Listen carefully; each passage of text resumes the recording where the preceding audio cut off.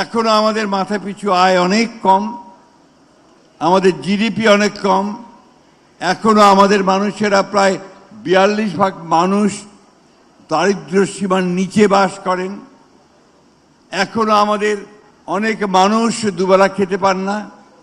এখনো আমাদের এই শহরে ফুটপাতে মানুষ শুয়ে থাকে, পড়ে থাকে পরিবার নিয়ে, তাদের মাথা গুঁজার ঠাঁই নেই।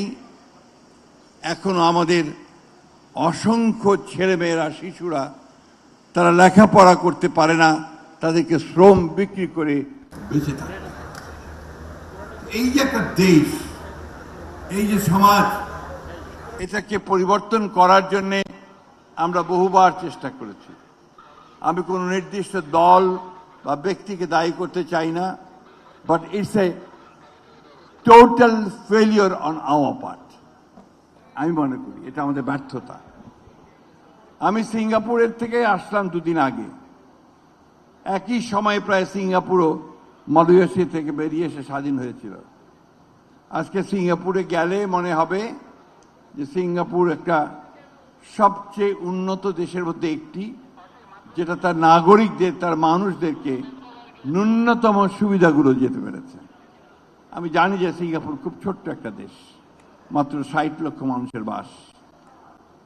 অথচ আমি যেটাও জানি যে আমার এখানে প্রায় 180 মিলিয়ন লোকের বাস, মাত্র 55,000 বর্গ মাইল জমি।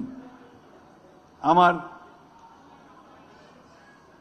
খনিজ সম্পদের পরিমাণ খুবই কম, কিন্তু তারপরে আমি বলবো যে আমরা এই শত প্রতিকূলতার মধ্য দিয়েও এই গত 56 বছরে আমাদের অনেকগুলো ইতিবাচক অর্জন আছে।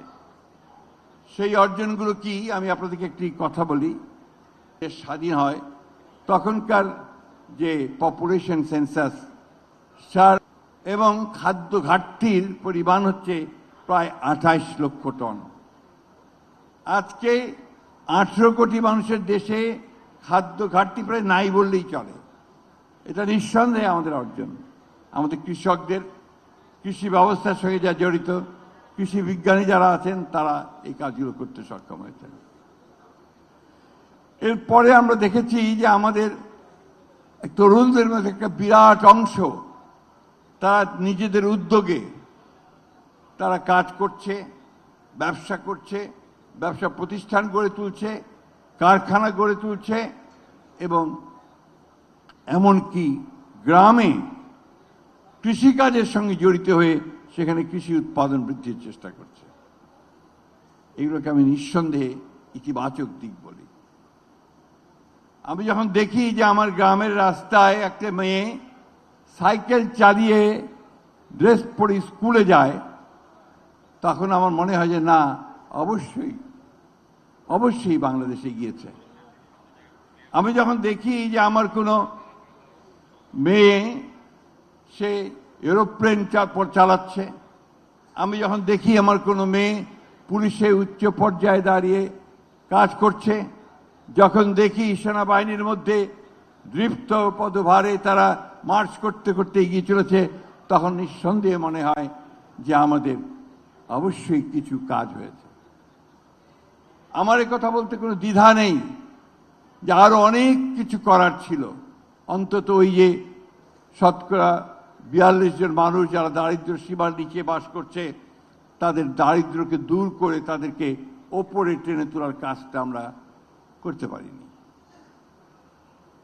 আমি আজকে এই সূত্রে একটি কথা না বলে পারবো না যে আসলে বড় কিছু করতে হলেই স্বপ্ন দেখতে হয়। স্বপ্ন ছাড়া বড় কিছু করা সম্ভব হয় না। আজকে আমি জোর গলায় বলতে পারি, এই স্বপ্নটি দেখেছিলেন বাংলাদেশের মুক্তিযুদ্ধের ঘোষক শহীদ প্রেসিডেন্ট জিয়া রহমান। তিনি বাংলাদেশের একটা নতুন বাংলাদেশকে নির্মাণ করতে চেয়েছিলেন। বহুদলীয় গণতন্ত্র থেকে তিনি,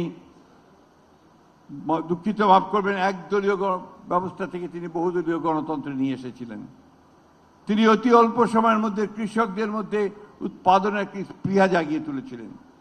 তিনি অল্প সময়ের মধ্যে তরুণদের মধ্যে উৎপাদনের একটা যজ্ঞ কাজ করতে শুরু করেছিলেন।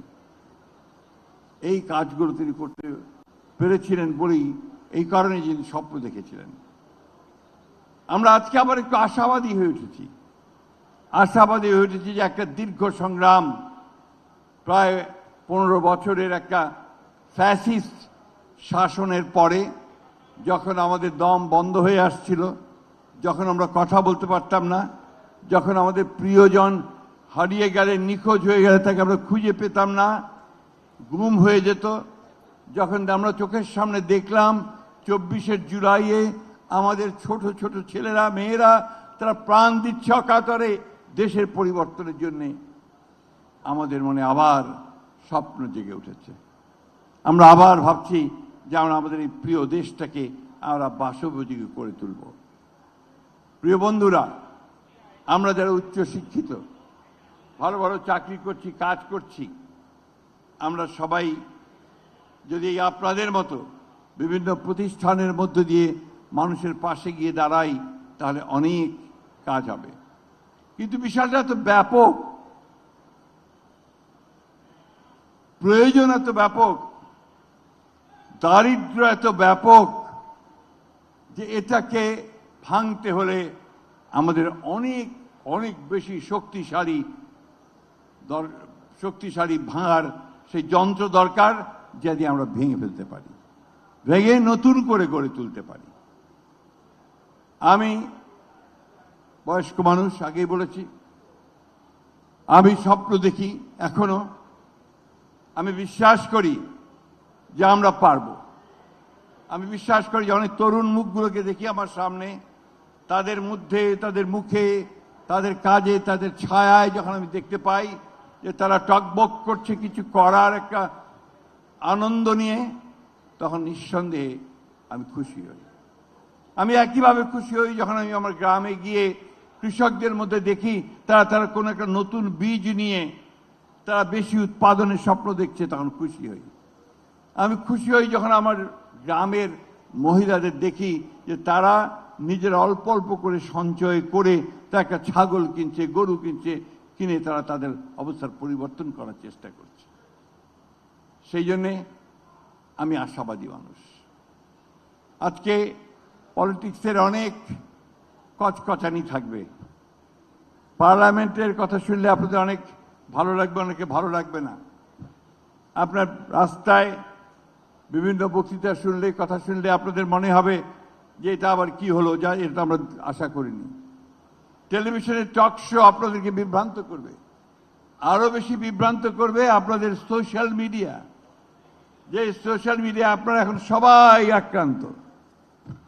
এই বিষয়গুলো সম্পর্কে আপনাদের ভাবতে হবে। অস্ট্রেলিয়া একটা উন্নত দেশ, 16 বছর বয়স পর্যন্ত তারা সোশ্যাল মিডিয়াকে ব্যান করে দিয়েছে তাদের ছেলে মেয়েদের জন্য। কেন? কারণ সোশ্যাল মিডিয়া সবসময় ভালো জিনিসকে নিয়ে আসে না। আমাদের এখানে এই প্রভাবটা খুব বেশি পড়েছে। আমরা খবর কাগজ পড়তে ইচ্ছে করে না, খুললেই আমরা দেখি যেখানে হত্যা হচ্ছে, খুন হচ্ছে, জখম হচ্ছে, রাহাজানি হচ্ছে। বাবার একই সঙ্গে পাশে যখন একটা ভালো খবর দেখি, তখন আবার মনটা ভালো হয়ে যায়। আমি কথা বাড়াবো না, কারণ আমার আরও প্রোগ্রাম আছে এবং নামাজের দিন আজকে। আমি শুধু এই কথা বলতে চাই, এই দেশটা আমাদের কেউ ভালো করে দিয়ে যাবে না।